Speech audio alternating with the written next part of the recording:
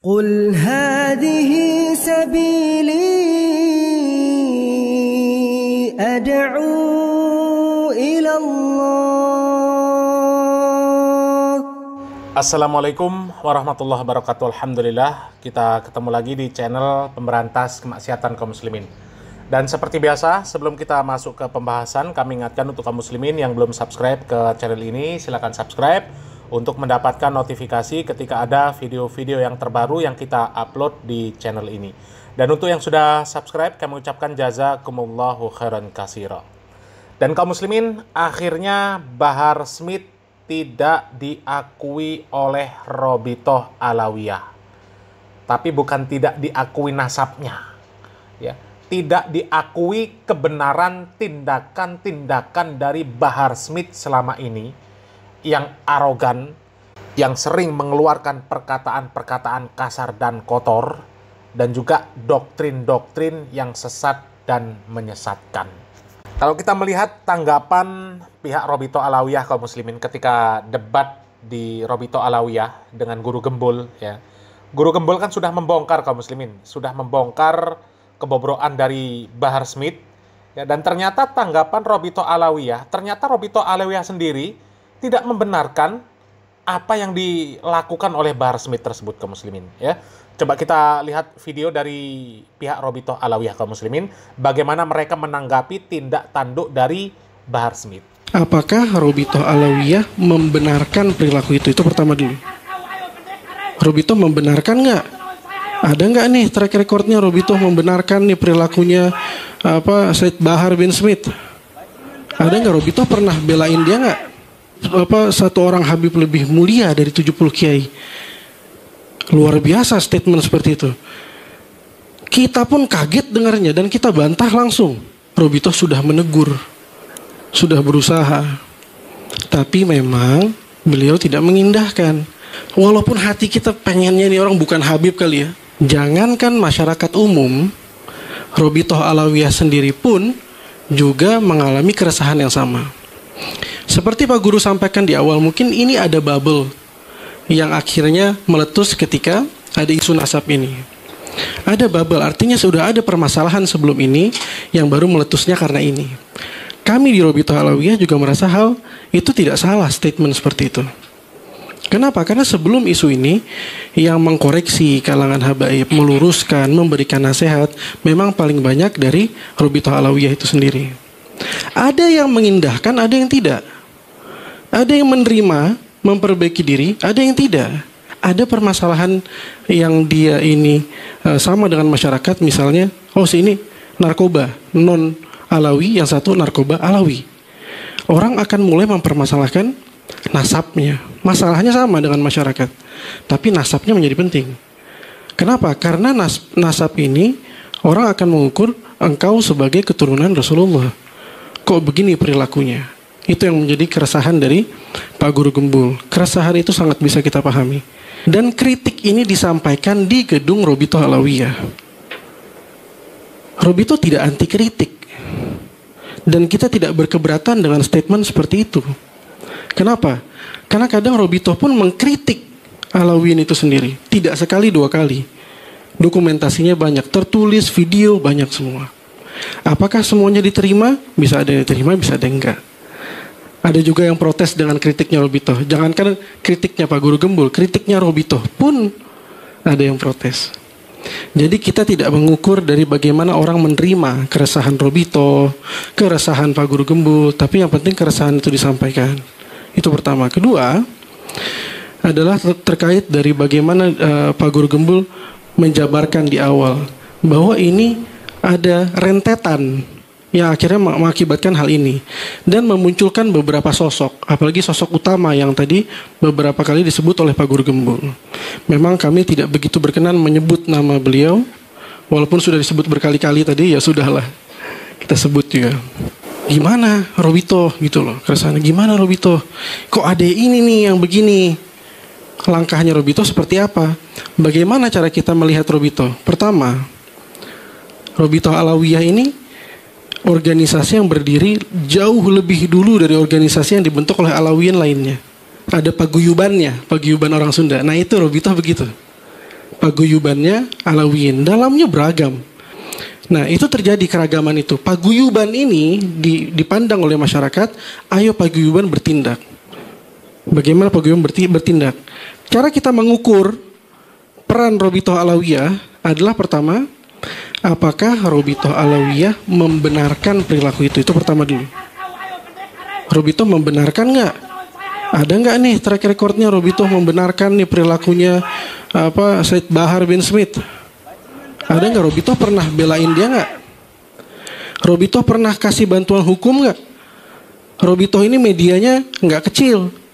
Ada media Robitoh Alawiyah yang official, ada Nabawi TV, media resmi Robitoh Alawiyah. Pernah nggak Robitoh mengendorse yang seperti itu? Kedua, kalau misalnya Robitoh jelas pandangannya, jelas juga tidak pernah memberikan panggung kepada orang-orang seperti ini. Kedua, terus orang-orang ini rujukannya yang mana? Sama nggak dengan Robitoh? Kalau misalnya Robitoh punya rujukan, punya garisnya sendiri, lalu ada pihak Alawiyin lain yang punya garisnya sendiri, pertama Robitoh harus memberikan teguran. Jalan kita seperti ini, kamu memilih jalan yang berbeda. Pernah nggak Robitoh menegur? Pernah. Sekali, 2 kali, lebih. Tapi diindahkan atau tidak, memang itu keputusan ada di individu itu masing-masing. Karena individu ini warga negara, bukan warga Robitoh, gitu. Kalau warga negara ya hak dia untuk memilih mau berafiliasi dengan partai politik manapun, dengan ormas manapun, mau nurut nggak nurut sama Robitoh. Memang Robitoh nggak punya kekuatan hukum.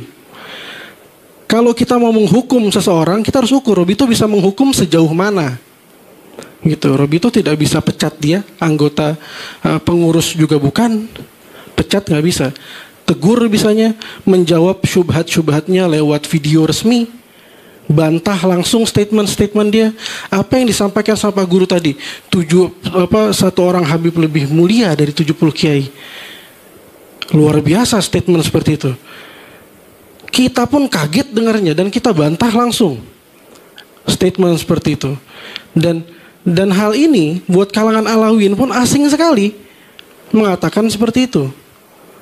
Atau juga yang dialawi dengan caci maki terhadap kiai misalnya, atau keturunan Wali Songo Azmat Khan tidak punya keturunan. Ya Robitoh membantah itu secara langsung. Tapi memang yang harus kami akui adalah, dan ini menjadi introspeksi penting, sebagaimana yang disampaikan oleh Pak Guru Gembul, banyak sosok-sosok tersebut bahkan lebih besar di masyarakat, lebih besar cakupannya secara media reach-nya daripada Robitoh itu sendiri. Said Bahar bin Smith itu hampir setiap hari ada beritanya di media mainstream. Apakah ada setiap hari berita media Robitoh Alawiyah di media mainstream? Tidak. Lalu yang diterima masyarakat yang mana? Yang paling banyak informasinya, yang paling sering ditonton sama masyarakat. Masyarakat lebih banyak tonton Said Bahar bin Smith, bukan channel Robitoh Alawiyah.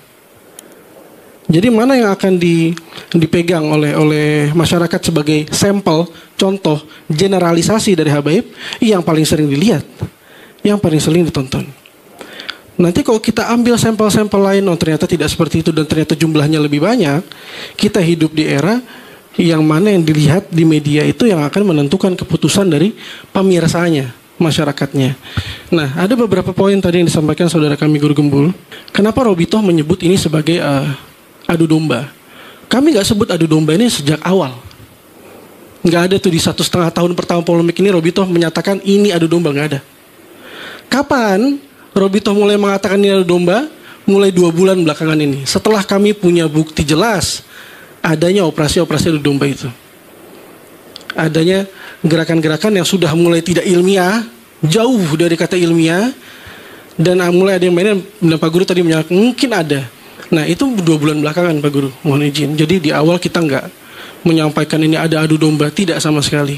Boleh dicek di track Robitoh ya, Robitoh Alawiyah. Track ke belakang tidak ada kami menyampaikan seperti itu. Selanjutnya kami mencatat juga tadi ada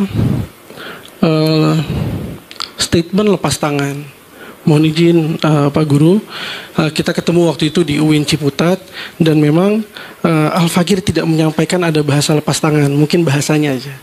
Bahasanya bukan lepas tangan, karena kami pun juga menyampaikan pada Pak Guru saat itu bahwa Robito sudah menegur, sudah berusaha, tapi memang beliau tidak mengindahkan.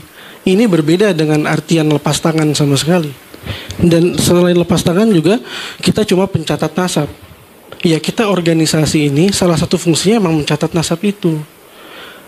Terlepas dari perilaku si Alawi, nasabnya harus dicatat. Ini karena dari sisi keilmuan, ini nggak bisa kita main-mainin karena dia perilakunya begini kita nggak catat, gitu. Jadi tetap harus catat.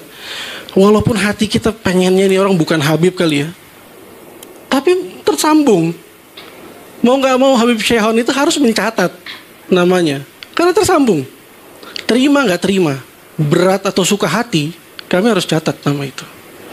Lalu, apakah setelah kita kasih statement seperti buku nasab mengisbat bahwa mereka benar nasabnya, lalu mereka keluar akan dengan nilai-nilai Thariqah Alawiyah, nilai-nilai Ba'alawi, nggak bisa juga. Tuh Bahar, ya gimana? Si Bahar ini kan yang paling cucu Nabi, ya. Kalau koar-koar, luar biasa. Dalam tubuh saya mengalir darah suci Nabi Muhammad SAW, Belkedes, ya. Coba, tindakanmu itu tidak dibenarkan oleh Robito Alawiyah, ya.